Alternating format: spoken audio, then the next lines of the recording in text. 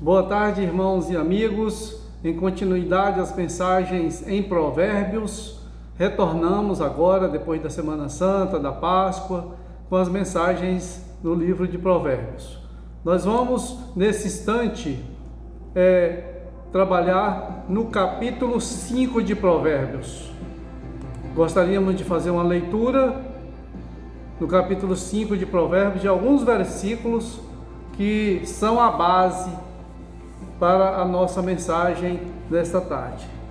Antes de prosseguir, quero trazer uma palavra de consolo, de conforto aos corações de todas as pessoas que estão tristes, enlutadas, precisando do consolo do Espírito Santo do Senhor.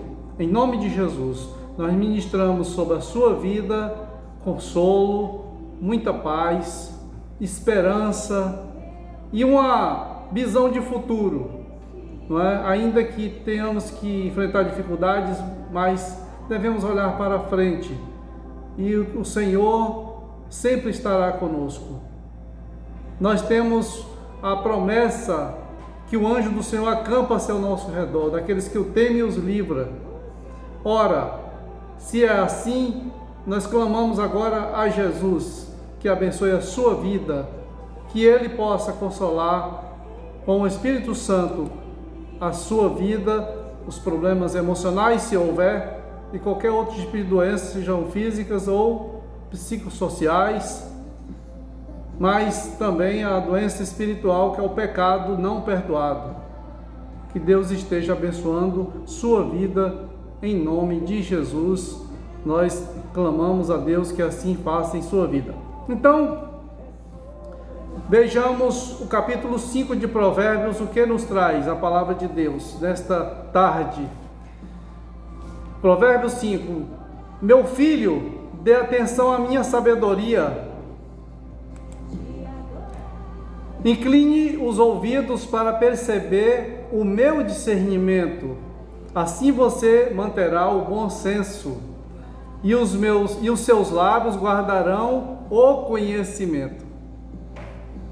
Pois os lábios da mulher imoral destilam mel, sua voz é mais suave que o azeite, mas no final é amarga como fel, afiada como uma espada de dois gumes. Os seus pés descem para a morte, e os seus passos conduzem diretamente para a sepultura. Ela nem percebe que anda por caminhos tortuosos, e não enxerga a vereda da vida. Então, meu filho, ouça-me, não se desvie das minhas palavras. É Deus falando conosco. Foge, fique longe desta mulher, não se aproxime da porta de sua casa. Só um parênteses aqui para continuarmos a leitura. Quando se refere à mulher, aqui o contexto geral está incluído também o homem, tá? Então vale tanto para o homem, que não deve se aproximar da mulher nessas condições, como vale para a mulher também ter o cuidado para não se aproximar de pessoas que não vão lhe fazer bem. Para que tudo isso que a palavra de Deus está dizendo até agora? Para que você, qualquer um, não entregue aos outros o seu vigor nem a sua vida a algum homem cruel, alguma mulher cruel, para que estranhos não se fartem do seu trabalho e outros não se enriqueçam à custa do seu esforço. No final da vida, você gemerá com a sua carne e o seu corpo desgastados. Você dirá: como odiei a disciplina, como o meu coração rejeitou a repreensão. Atitudes tardias, porque vai ser depois. Então, o que Deus está pedindo aqui é que você e eu não deixemos chegar numa situação em que você tem que olhar para o passado e dizer: como eu não me arrependi disso, como eu não evitei esses problemas, como eu prossegui fazendo o mal. Isso eu estou dirigindo a palavra, meus irmãos e amigos, é uma forma geral. Pode acontecer de você que está ouvindo, não sirva para você, Mas ore para que sirva para outros, se não é para você, não é? O verso 13 diz: não ouvi os meus mestres, nem escutei os que me ensinavam. Cheguei à beira da ruína completa, à vista de toda a comunidade. Agora, volta novamente, isso aqui são consequências, né? Se a pessoa não tomar os devidos cuidados, quando chegar daqui mais um tempo, pode acontecer de um arrependimento tardio. Embora, se a pessoa ainda estiver com vida, é claro, terá a oportunidade de arrependida ou arrependido voltar para os braços do Senhor e trilhar o seu caminho. O verso 15 diz assim: beba das águas da sua cisterna, das águas que brotam do seu próprio poço. Então, quando fala disso aqui, meus irmãos e amigos, está falando da sua companheira fiel, do seu companheiro fiel. Não vamos buscar lá fora. Não temos motivo para isso, porque Deus nos deu uma fonte. Deus nos deu uma cisterna que brota água. Então, se eu tenho a minha esposa, se você tem o seu esposo, a sua esposa, então nós temos dentro da nossa casa a bênção de Deus para o desfrutar da vida conjugal. Por isso que Provérbios trabalha muito essa questão de nos desviar dos caminhos tortuosos, inclusive com relação a outras pessoas. É interessante, o verso 18 diz assim: seja bendita a sua fonte, alegre-se com a esposa da sua juventude, ou alegre-se com o esposo da sua juventude. É assim que a palavra de Deus fala de exclusividade no convívio conjugal, não é? Não dá para terceirizar, precisa ser exclusivo. Vamos no verso 22, a palavra de Deus diz: as maldades do ímpio o prendem. Tudo isso que eu falei até aqui, que eu li, a maioria do que eu li aqui são caminhos, são laços de morte, que a princípio não parecem ser laços de morte, mas o caminho é morte. O final do caminho, as pessoas que têm trilhado esse caminho já descobriram o que é morte. Morte do casamento, morte da vida, morte da vida conjugal, morte da família, morte que eu falo no sentido de acabar. Ou seja, embora as pessoas possam continuar vivas, mas matou o sonho, matou a vida, matou a esperança. Ora, dentro de tudo isso aqui, a palavra do nosso Deus nos chama a uma situação de atenção à sabedoria dele e perceber o discernimento. Então, voltando ao verso 1, para nós refletirmos um pouco, tudo isso que nós lemos, eu fiz questão agora de voltar ao verso 1 para dizer o seguinte: Deus fala assim: meu filho, minha filha, é tão bom, né? Ler a palavra de Deus e ver, ouvir e ver que Deus nos trata como filhos. Deus fala: meu filho, minha filha. E quando fala meu filho, entendam, irmãs, mulheres, amigas nossas, fala de minha filha também.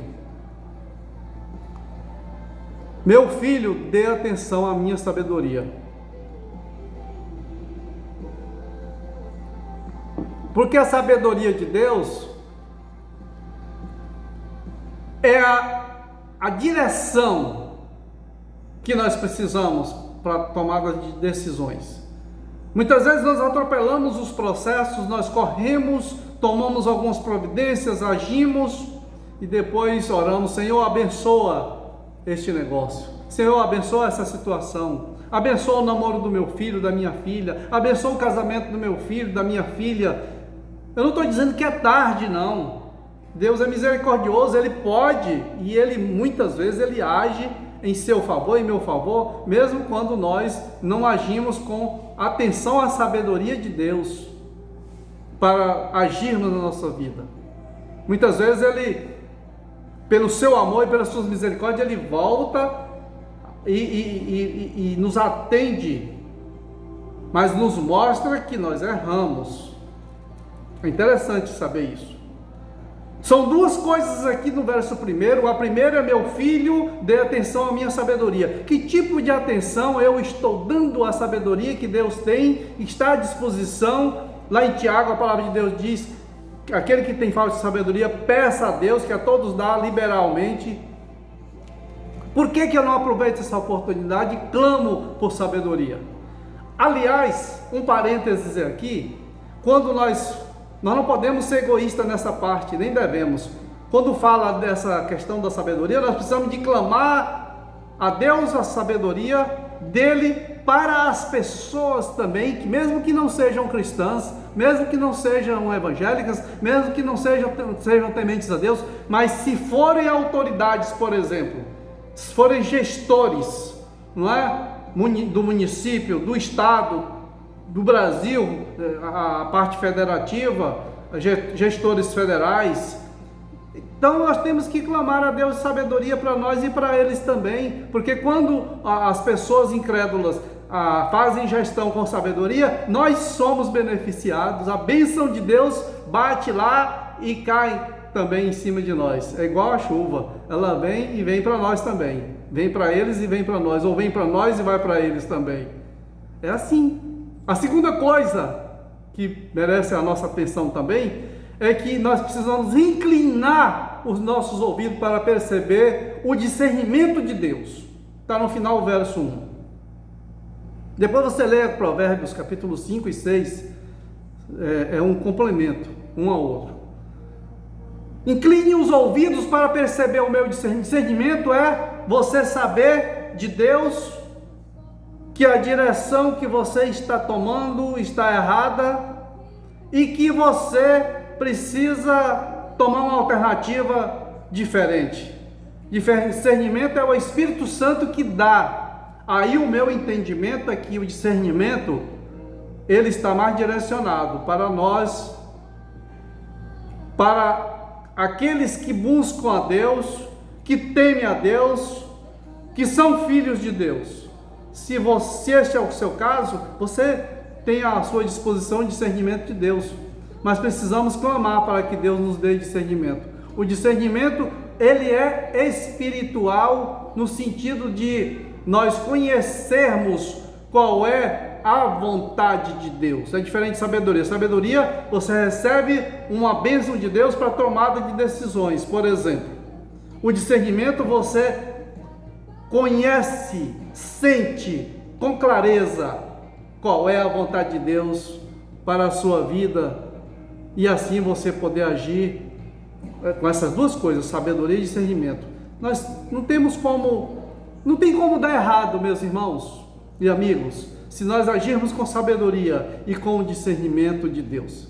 A nossa oração é que Deus abençoe a minha vida e a sua vida, em nome de Jesus. Vamos orar a Deus? Pai, graças te damos, meu Deus, por esta tarde, pela bênção da saúde e da vida. Agradecemos pelo teu consolo às pessoas que estão enlutadas. Ó Deus, tenha misericórdia. Dá a provisão do consolo às pessoas, meu Deus. Que o teu Espírito Santo esteja falando aos corações. Repreende em nome de Jesus, Pai,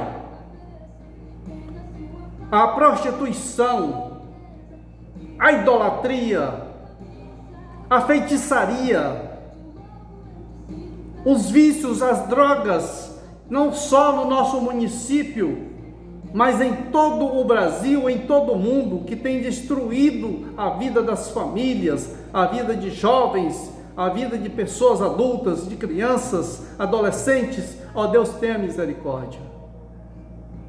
Ó Deus, repreende, extingue o vírus que tem causado a morte de muitas pessoas. Suplicamos, Pai, que o Senhor repreenda a Covid-19, que as autoridades tenham sabedoria para conduzir as ações de prevenção e tratamento. Nós oramos assim, confiados no Teu amor e na Tua graça. Suplicamos por aqueles que estão internados, que não sabem qual será o destino deles, se vão retornar ou não, mas o Senhor sabe. Clamamos a cura para as pessoas que estão internados, tanto pela Covid-19 como por outros motivos, da saúde às pessoas, meu Deus. Nós clamamos assim em nome de Jesus. Amém. Glória a Deus.